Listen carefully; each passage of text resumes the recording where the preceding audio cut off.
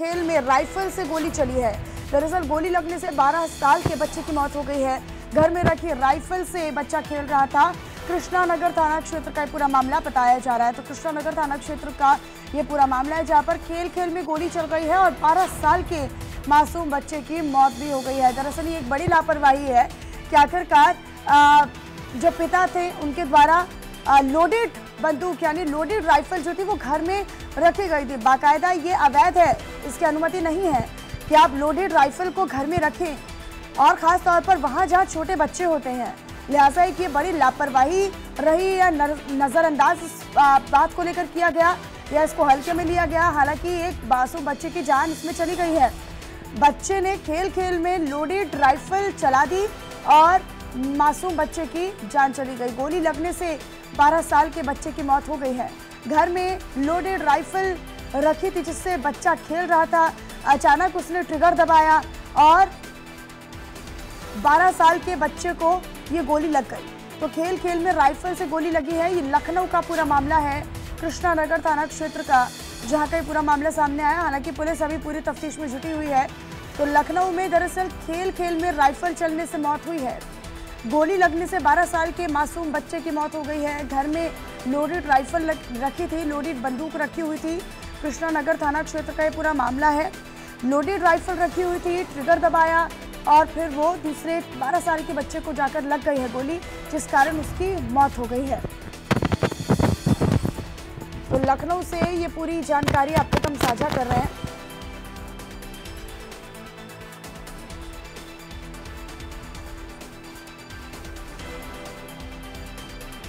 तो देखिए, घर में लोडेड राइफल रखना ये फिलहाल ये वैसे भी अवैध है, इसकी अनुमति नहीं है।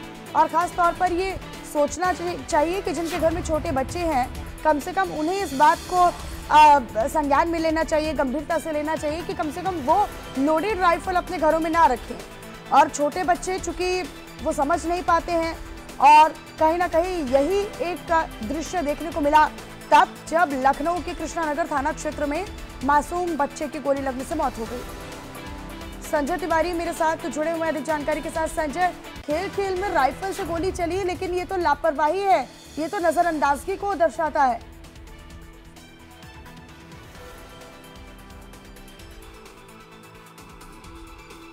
संजय, आवाज मिल रही है आप तक?